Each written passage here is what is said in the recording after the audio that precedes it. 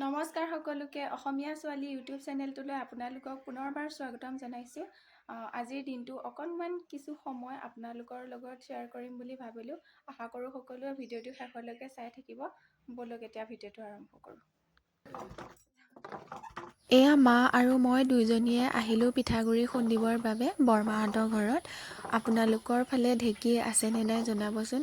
আজিকালি এইবিলাক বস্তু প্ৰায় নোহোৱাৰ ধৰণেই হৈ গৈছে, যিহেতু বহুত বেছি ইলেক্ট্ৰিক সামগ্ৰী এতিয়া ওলাই গৈছে।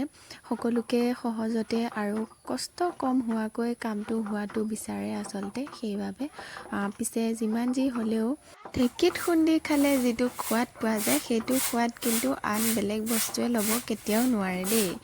এয়া ঢেঁকীটো যিহেতু বৰ ওজন আছিলে, সেইকাৰণে মা আৰু মই দুজনীয়ে এবাৰ ঢেঁকী দিছোঁ, এবাৰ চালিছোঁ, তেনেকৈ গোটেইখিনি পিঠাগুড়ি খুন্দি ল'লোঁ।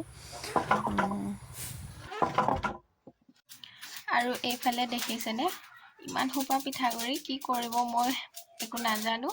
অলপমান পিঠাগুড়ি খুন্দিম বুলি কয় ইমানখিনি চাউল তিয়ালে এগালমান পিঠাগুড়ি ওলাই গ'ল। ইয়াৰে অকণমান এতিয়া পিঠা বনাব লাগিব, বাকীখিনি ভাজি থৈ দিব লাগিব আৰু তেনেকৈ। কি কৰিছা এইফালে?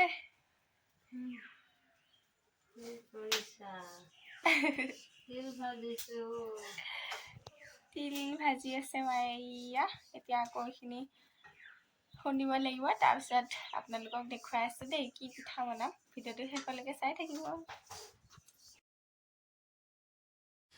এয়া মই বনাম এতিয়া কেটলি মুখত দিয়া পিঠা, ভাপত দিয়া পিঠা বুলিও ক'ব পাৰি, আৰু বহুতে বহুত ধৰণৰ নাম দি পেলাই কয়। মই পিছে ভাপত দিয়া পিঠা বুলিয়ে কওঁ।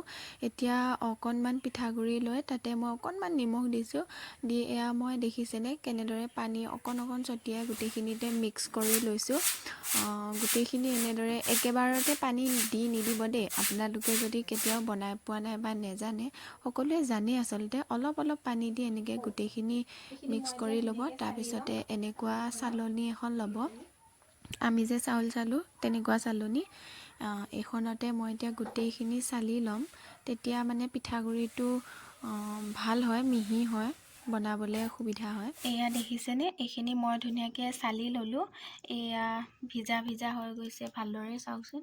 এনেকুৱা হৈ যোৱাৰ পিছত আমি পিঠা বনাবলৈ সুবিধা হয় এনেধৰণে কৰি ল'লে। আৰু এইফালে পানী গৰম হ'বলৈ দিছোঁ, এয়া পূৰা ভৰ্তিকৈ দিছোঁ পানী। ইফালে সোপা এটা লগাই দিছোঁ, তেতিয়া সোনকালে সোনকালে হ'ব আমাৰ পিঠা।